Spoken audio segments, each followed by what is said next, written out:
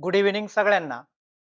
बघा, खूप जणांचा प्रश्न वारंवार होता का सर आम्हाला लॉरेन्स कोलबर्गचा जो सिद्धांत आहे, तो अजून समजला नाही. काय? अजून समजला नाही. त्याच्या ज्या अवस्था आहेत, त्या खूप काय होतात डोक्यावरून जातात, समजत नाही, काही नाही.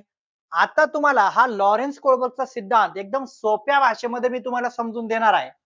बघा, जे नवीन विद्यार्थी आहेत, ज्यांनी अजून बॅच जॉइन केली नसेल, त्यांनी प्ले स्टोअरवर जाऊन पीएस सिसव अकॅडमी हे ऍप्लिकेशन डाउनलोड करा. पीएस सिसव अकॅडमी हे ऍप्लिकेशन डाउनलोड करा. तुम्हाला सर्व काही पेपर 1 असेल, पेपर 2 असेल, नोट्स पासून तर सर्व एनसीईआरटी जे पण असेल ते तुम्हाला उपलब्ध आहे. मोबाईल नंबर इथे दिलेला आहे. काही जर तुम्हाला अडचण असेल तर इथून तुम्ही कॉन्टॅक्ट करू शकतात. सर्व काही माहिती मिळेल तुम्हाला. एकदम सोप्या भाषेत आणि मराठीमध्ये एकदम दर्जेदार विश्लेषण सगळ्यात महत्वाचं. आता तुम्ही हा जेव्हा सिद्धांत बघणार तेव्हाच कळेल. फक्त हा व्हिडिओ जास्तीत जास्त विद्यार्थ्यांपर्यंत तुम्ही शेअर करायचा. व्हिडिओ शेअर करायचा आणि चॅनल सबस्क्राईब करायचा आणि व्हिडिओ लाईक पण झाला पाहिजे. बघा, आता तुम्हाला एकदम सोप्या भाषेत हा सिद्धांत मी समजून देतोय. एकदम सोप्या भाषेत. एकदम सोप्या भाषेत. आता तुम्हाला माहितीये हे 3 स्तर आहेत आणि त्याच्यामध्ये 6 उपस्तरामध्ये तो विभागलेला गेलेला आहे. आता बघा, सगळ्यात पहिला जो स्तर असतो त्या थराचं नाव काय आहे लॉरेन्स कोलबर्गच्या सिद्धांताचं? हा, पूर्व परांगत. काय नाव दिलेलं आहे त्याचं? पूर्व परांगत. आता तुम्ही म्हणाल हे काय नवीन काय घेतलेलं आहे? पण आता या नवीनच्या आधारे मी बघा तुम्हाला कशा चांगल्या पद्धतीने समजून देतो. पहिल्या स्तराचं नाव काय आहे? पूर्व परंपरागत स्तर. हा तर सगळ्यांना माहित आहे. आता या स्तरामध्ये 2 अवस्था येतात, उप अवस्था येतात. त्या 2 आपण समजून घेऊ, म्हणजे अशाच पद्धतीने आज आपण समजून घेणार आहोत, ते पण सोप्या पद्धतीने. बघा, पहिलाच त्याच्यामध्ये उपस्तर काय येतो? शिक्षावर आज्ञापालन. त्याचं नाव दंड एवं आज्ञापालन आहे. दंड एवं आज्ञापालन. आता मी समजवण्यासाठी बघा, आता या दंड एवं आज्ञापालन मध्ये नेमकं काय होतं याच्यावर तुम्हाला प्रश्न विचारला जातो.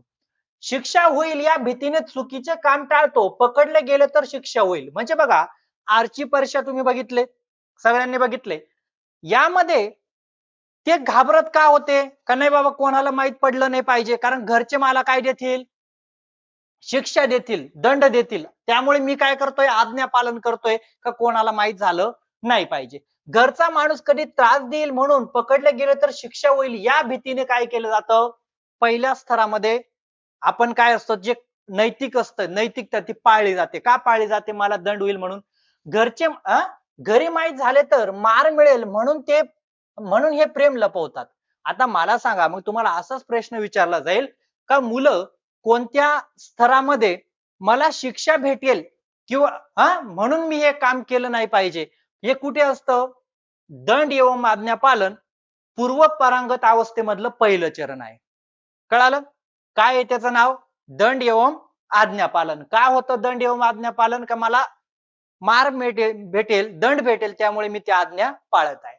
त्याच्यानंतर दुसरा स्तर आहे बघा. दुसरा स्तर, याचं नाव काय येतं माहितीये का?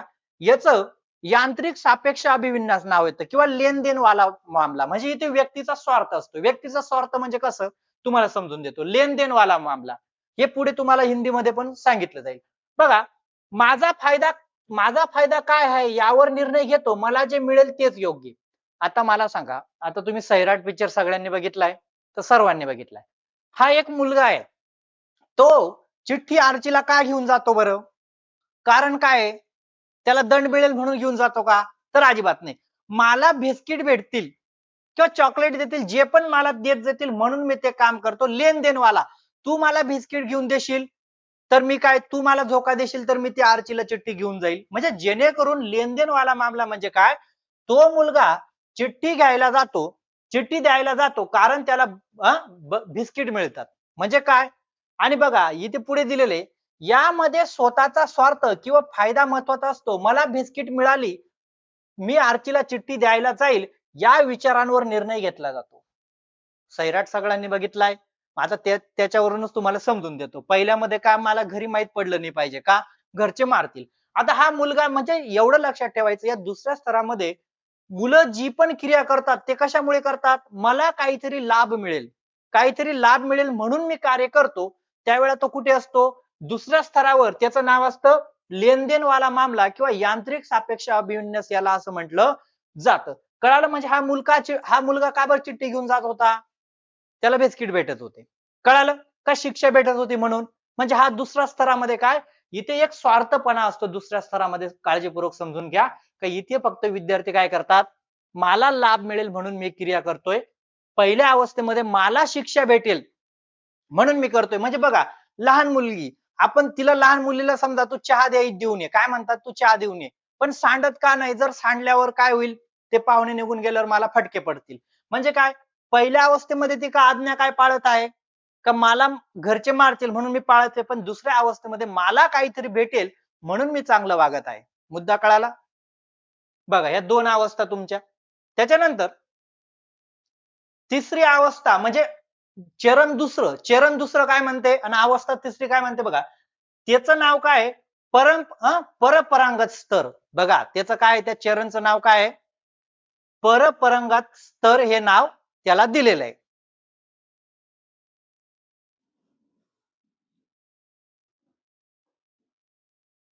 एक मिनिट.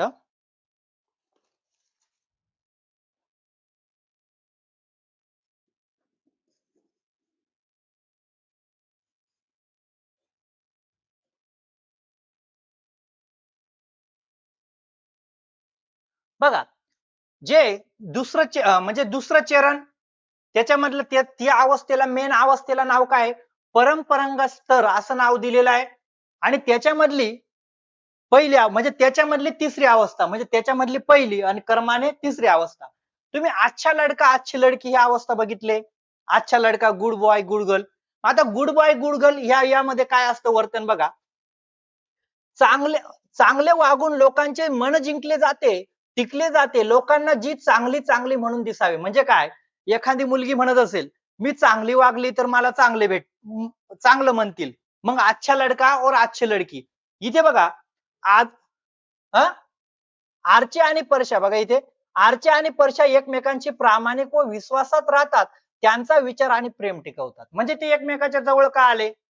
चांगलं वागलंय म्हणून जवळ आले. म्हणजे जेणेकरून या स्तरामध्ये अच्छा लडका अच्छा लडकीमध्ये काय असतं, का मुलं चांगलं वागतात. का चांगलं वागतात? का मला समोरच्याने ऍक्सेप्ट केलं पाहिजे. का? मग त्यालाच म्हटलं जाईल अच्छा लडका अच्छा लडकी. मग इथे बघा तुम्हाला दिलेले सैराट सगळ्यांनी बघितलाय म्हणून घेतलेले. इथे निर्णय हा इतरांच्या मान्यता आणि कौतुक आणि चांगले नाते टिकवण्यासाठी केला जातो. बघा, म्हणजे हा निर्णय जो असतो हा का केला जातो? इतरांनी मला स्वीकारलं पाहिजे. काय केलं पाहिजे? इतरांनी मला स्वीकारलं पाहिजे म्हणून मी चांगला वागत आहे. आर्चीला वाटतं किंवा परशाला वाटतं आर्चीने मला चांगलं म्हटलं पाहिजे म्हणून मी चांगला वागतोय. म्हणजे इथे काय चॉकलेट दिला जातोय का? दंड दिला जातोय का? तर अजिबात नाही. मला दुसऱ्याने स्वीकार केला पाहिजे म्हणून चांगलं वागलं जातं. याला म्हटलं जाईल गुड बॉय गुड गर्ल. काय म्हटलं जाईल? Good boy good girl. कळालं? हे चरण पुढे अजून मी भारी समजून देईल तुम्हाला. त्याच्यानंतर चौथं याच्यामधलं परंपरागत स्तर मधलं चौथं चरण, म्हणजे हे पहिलं, त्याच्यातलं हे दुसरं, पण कर्माने हे चौथं. कायदा एवं सामाजिक व्यवस्था. आता बघा, कायदा व सामाजिक व्यवस्था, लॉ ऑर्डर, म्हणजे समाजाचे नियम पाळले पाहिजे. समाजाचे नियम पाळले पाहिजे. मग आता कशा पद्धतीने ते आपण काळजीपूर्वक समजून घेऊ. समाजाचे नियम, कायदे आणि कर्तव्य पाळणे, हे नियम पाळले पाहिजे म्हणून पाळले जातो. का पाळलं पाहिजे? पाळलं पाहिजे, जे समाजाने बनवलंय ना ते मला पाळलं पाहिजे. मग आर्ची परशा बघा, या स्तरावर काय होतं? आर्चीने कुटुंब घराची प्रतिष्ठा, बघा, आर्चीने कुटुंब घराण्याची प्रतिष्ठा, जातीय परंपरा आणि समाजाचे नियम पाळण्यावर भर देते. का देतो भर? का जेणेकरून जे समाजाने बनवलेलं आहे ते मी पाळलं पाहिजे, ते मी पाळलं पाहिजे. पुढे काय म्हटलं बघा, इथे समाज व्यवस्था, कायदे, परंपरा आणि कर्तव्य यांचे पालन हा मुख्य आधार असतो. बघा, मग तुम्हाला असा पण प्रश्न विचारला जाईल का कोणत्या स्तरामध्ये मुलं समाजाने बनवलेले नियम ते फॉलो करतात किंवा पाळतात. जे समाजाने बनवलेलं ते चांगलंच आहे, भलं तो वाईट जरी असेल, पण आमच्या समाजाने तो नियम बनवलेला तो मला पाळावाच लागेल. हेच या अवस्थाला काय म्हटलं जाईल? लॉ ऑर्डर किंवा त्याला कायदा एवं सामाजिक व्यवस्था असं म्हटलं जाईल. कळाला हा स्तर? त्याच्यानंतर पुढचा स्तर म्हणजे बघा, आता एक अवस्था चेंज झाली. अवस्था चेंज झाली म्हणजे बघा, पहिल्या अवस्थेमध्ये आपण काय बघितलं? दंड एवं आज्ञा पालन. यांत्रिक सापेक्ष अभिविन्यास. त्याच्यानंतर दुसरी अवस्था चालू झाली, त्याच्यामध्ये काय बघितलं, अच्छा लडका अच्छा लडकी, लॉ ऑर्डर, सामाजिक. बघा आता त्याच्यानंतर तिसरी अवस्था चालू झाली, ही अवस्था तिसरी आणि चरण पाचवं. बघा काळजीपूर्वक समजून घ्या, हे काळजीपूर्वक लक्षात ठेवा म्हणजे तुम्हाला पुढे लक्षात येईल. उत्तर पारंपरिक स्तर. आता उत्तर पारंपरिक स्तरामध्ये ज्या वेळा विद्यार्थी येतो, म्हणजे विद्यार्थी येण्यापेक्षा एक मनुष्य येतो, आणि या सिद्धांतामध्ये एक सगळ्यात महत्वाचं आहे का इथे वयाचं बंधन नाहीये. बघा असं नाही बाबा 3 वर्षाचा झाला म्हणजे नाही, एखाद्याला तो शेवट एखादा व्यक्ती मरेपर्यंत समाजाचेच नियम पाळत बसतो, म्हणजे तो त्या स्तरावर आहे, उत्तर पारंपरिक स्तरावर कधी येत नाही. हे बघा आता इथे काय म्हटले बघा, पाचवा स्तर म्हणजे याच्यातला पहिला उत्तर पारंपरिक मधला सामाजिक करार आणि वैयक्तिक हक्क. बघा आता याच्या मागचा जो आपण चौथा स्तर बघितला, याच्यामध्ये व्यक्तिगत हक्क होते का, नाही बाबा, समाजाचं आहे ते पाळलंच पाहिजे, व्यक्तिगत हक्काचे विचार अजिबात नव्हता.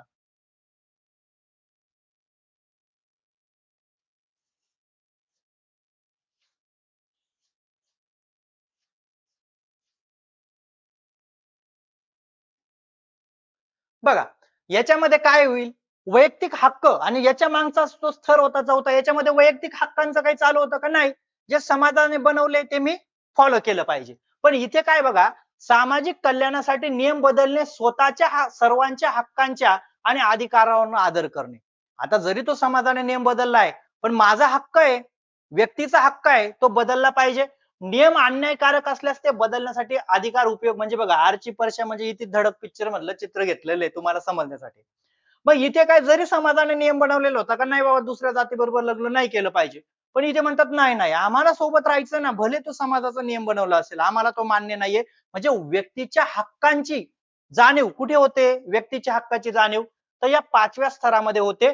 आरचे आणि त्यांचा एकत्रित विचार समाजातील नियमांपेक्षा मानवतेला प्राधान्य द्यायला लागतो. आता स्वतःचे हक्क ते शोधायला लागतात. इथे निर्णय हा मानवता, न्याय, सर्वांसाठी सम्मानत या मूल्यांवर घेतला जातो. प्रत्येक व्यक्तीचे हक्क आणि स्वातंत्र्याचा आदर केला जातो. आता व्यक्ती काय म्हणतो, जरी समाजाचा नियम बनवलाय ना, पण मला पण हक्क आहे ना, लोकशाहीने दिलेला आहे, मला याच्याबरोबर धर्म स्वातंत्र्य असेल, जोडीदार निवडणं स्वातंत्र्य असेल, किंवा मला जो हक्क आहे, माझा स्वतःचा हक्क मला भेटला पाहिजे. म्हणजे हा जर स्तर विचारला जातो, ज्या वेळेस विद्यार्थी असेल किंवा कुठलाही मनुष्य स्वतःच्या हक्कासाठी लढतो, स्वतःच्या हक्कासाठी लढतो, त्या स्तराचं नाव आहे सामाजिक करार, व्यक्तिगत हक्क. कळालं? इंग्रजीमध्ये तुम्हाला पुढे पण ते समजून देतो. कळालं? हा पाचवा स्तर कळाला. आता सहावा स्तर बघा, सार्वभौमिक नैतिक तत्व. आता बघा, आता विद्यार्थी काय, इथे तरी लोकशाहीच्या मार्गाने तो हक्क मागत होता, पाचव्यामध्ये नाही बाबा, पण आता या सहाव्या स्तरामध्ये जरी लोकशाहीच्या मते काही कायदे असतील, तरी ते त्याला पटत नाही, नाही बाबा. म्हणजे इथे काय म्हटलं बघा, सार्व सार्वत्रिक नैतिक तत्व, मानवी मूल्ये, समानता, शांतता, मानव कल्याण यासाठी योग्य असा निर्णय, सार्वत्रिक तत्वांवर आधारित आचरण, सर्व मानव जातीच्या कल्याणासाठी वैज्ञानिक स्वार्थ त्यागणे. म्हणजे काय, एखादा नियम बनवला असेल, पण ज्यातून मनुष्याचं कल्याण होत असेल, मनुष्याचं कल्याण होत असेल, तो नियम बदलला तरी काही प्रॉब्लेम नाहीये. म्हणजे बघा या स्तरामध्ये असेल, तो काय म्हणेल का, याला एखादा समजा गुन्हेगार आहे, तो रस्त्यावर पडलेला आहे, तर हे इथे काय सांगतं, त्याला वाचला पाहिजे. पण हा स्तर काय सांगतो, जरी तो गुन्हेगार आहे, मी नियम मोडेल पण त्याला मी जिवंत ठेवेल. मग इथे तेच म्हटलंय, इथे मानवी मूल्य, समानता, शांतता, मानव कल्याण यासाठी योग्य असा निर्णय, सार्वत्रिक तत्वांवर आधारित आचरण आणि सर्व मानव जातीच्या कल्याणासाठी, मानव जातीच्या कल्याणासाठी चालू आहे. हा इथे बघा, थोडं वर घेतो म्हणजे तुम्हाला दिसेल, आरची सर्व मानवतेच्या, समानतेच्या आणि न्यायाच्या तत्वाचा आदर ठेवतो. आणि इथे जे निर्णय दिले ते निर्णय बघा, इथे निर्णय सर्व मानव जातीच्या कल्याणासाठी, सर्व मानव जातीच्या कल्याणासाठी. इथे स्वतःचे हक्क, इथे बघा, इथे स्वतःचे हक्क होते, इथे डायरेक्ट स्वतःच्या हक्का नाही, सार्वत्रिक सगळ्यांसाठी विचार चालू आहे. इथे सर्व मानव जातीच्या कल्याणासाठी सार्वत्रिक नैतिक तत्वाचा आधार असतो. कोणताही भेदभाव शिवाय सर्वांसाठी न्याय व समानतेची भावना ठेवली जाते. यामध्ये पाचव्यामध्ये काय होतं, वैयक्तिक हक्क होता, नाही बाबा मला घ्यायचा आहे. पण आता इथे काय म्हटलं, नाही नाही, वैयक्तिकच काय सगळ्यांसाठी लागू झाला पाहिजे, असं नाही बाबा फक्त एकासाठी. म्हणजे अशा पद्धतीचे हे 6 स्तर होते. या 6 थरामध्ये प्रत्येक स्तरामध्ये मूल्य वेगवेगळे आहेत, त्यामुळे हे सोप्या भाषेत मी मांडले. आता तुम्हाला हिंदीमध्ये पण समजून देतो, म्हणजे जेणेकरून तुमचं एकदम हा टॉपिक क्लिअर होईल. व्हिडिओ सर्वांनी लाईक करा. बघा, त्याच्यानंतर हा पहिला स्तर आपण बघितला म्हणजे तुम्हाला सांगून देतो पहिल्या स्तरावर कसं येतं म्हणजे जेणेकरून तुम्हाला काळजीपूर्वक समजेल.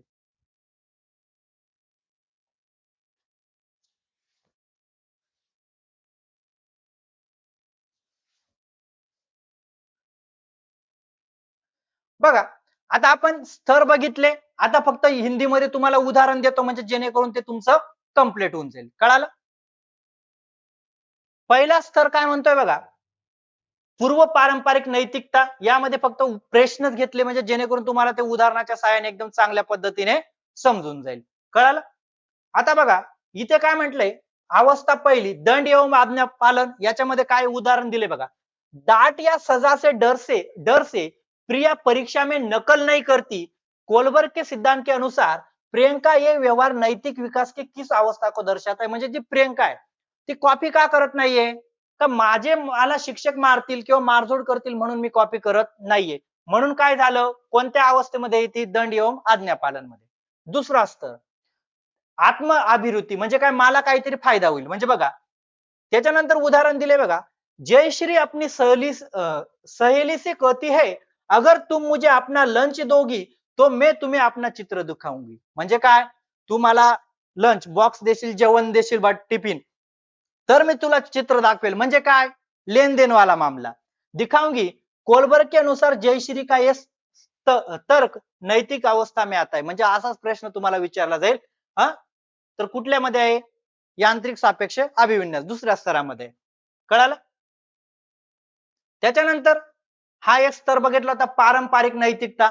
आता पारंपरिक नैतिकतेमध्ये काय बघा, काळजीपूर्वक समजून घे. अवस्था अच्छा लड़का अच्छी लड़की. बघा, घर घर और समाज के लोग उसे अच्छी अच्छी लड़की और अच्छा तारीफ करे, इसलिए विशाखा, इसलिए विशाखा बड़े ही हर बात मानते, बड़ों की हर बात मानती है. कॉलबर्ग किसी अवस्था में. म्हणजे काय, ती विशाखा का बरं बात मानते, का तिला वाटलं पाहिजे मला चांगलं म्हटलं पाहिजे म्हणून मी ती ती बात मानते. म्हणजे कुठल्या स्तरावर आहे ती, गुड बॉय गुड गर्लवर. त्याच्यानंतर चौथा स्तर बघा, चौथा स्तर सुवर्णा का मानना है कि ट्रैफिक नियमों का पालन करना है. नागरिक का कर्तव्य है, चाहे कोई देख देख रहा हो या नाही. आता ती सुवर्णा काय म्हणते, का ट्रॅफिक नियमांचं पालन केलंच पाहिजे, जरी आपल्याला कोणी बघत नसेल तरी मी पाळलं पाहिजे. कोलबर्ग के सिद्धांत के अनुसार सुवर्ण किस नैतिक स्तर पर है, तर कानून एवं व्यवस्था अभिविन्यास हे मला काय म्हटलं पाहिजे, जपलंच पाहिजे. आणि मी कारण समाजाचा तो नियम आहे, जरी मला कोणी बघत नसेल तर मी ते पाळलं पाहिजे. म्हणजे ती कुठल्या स्तरावर आहे, चौथ्या स्तरावर आहे. त्याच्यानंतर शेवटचा स्तर चालू होतो बघा, या स्तरावर सामाजिक अनुबंध अभिविन्यास. बघा, सामाजिक अनुबंध अभिविन्यास याच्यामध्ये काय सांगितले बघा, दीपाली का ये तर्क है कि यदि कोई कानून समाज के बहुसंख्य लोगों का कल्याण के खिलाफ है तो उसे बदला जा सकता है. कोलबर्ग के अनुसार वो सोच किस अवस्था में. म्हणजे आता ते दीपाली काय म्हणते, जर पहिल्या अवस्थेमध्ये ती सुवर्णा चौथ्या अवस्थेमध्ये काय म्हणत होती, जो समाजाने बनवले तो फॉलो केलाच पाहिजे. पण आता इथे या अवस्थेत पाचव्या अवस्थेत ती दीपाली काय म्हणते, नाही बाबा, जर मानव लोकांचा कल्याणाच्या खिलाफ आहे तर काय केलं पाहिजे, तो नियम बदलला पाहिजे. काय केलं पाहिजे, तो नियम बदलला पाहिजे. खिलाफ आहे तो उसे बदला जा सकता है. म्हणजे मानवावर जर कुठेतरी गदा येत असेल, जरी तो नियम बनवला असेल तो बदलला पाहिजे. कुठे, पाचव्या अवस्थेमध्ये. कळालं? त्याचं नाव काय, सामाजिक अनुबंध अभिविन्यास. कळालं? त्याच्यानंतर सहावा स्तर बघा, प्रीती. आता इथे मुलीचं नाव घेतलंय, प्रीती. अपनी जान जोखिम में डालकर भी दंगों के बीच फंसे मासूम लोगों की जान बचाती है, क्योंकि उसका मानना है मानव जीवन सबसे ऊपर है. प्रीती नैतिक विकास के किस सर्वोच्च स्तर की अवस्था में है, सार्वभौमिक नैतिक सिद्धांत मध्ये आहे. का आता तिला वाटतं दंगा जरी आहे, जरी नियम बनवलाय का तुम्ही जाऊ नका घराच्या बाहेर, पण नाही बाबा, मला त्यांना वाचवलंच पाहिजे. का, कारण ती कोणत्या स्तरावर आहे, सार्वभौमिक नैतिक सिद्धांत अभिविन्यास या स्तरावर आहे. म्हणजे बघा, प्रत्येक स्तरानुसार प्रश्न कसा चेंज होतो आणि कशा पद्धतीने मांडला जातो हे तुम्हाला आता कळालं असेल. बघा, व्हिडिओ सर्वांनी लाईक करा.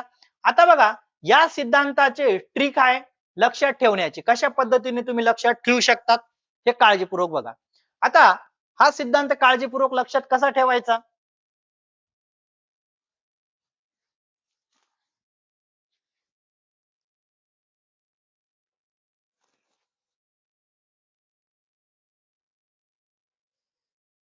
बघा, हा सिद्धांत काळजीपूर्वक लक्षात ठेवण्यासाठी पहिलं काय म्हटलंय, पूर्वपरांगत. याच्यामध्ये पहिलं काय दिलेलं आहे, शिक्षेची भीती.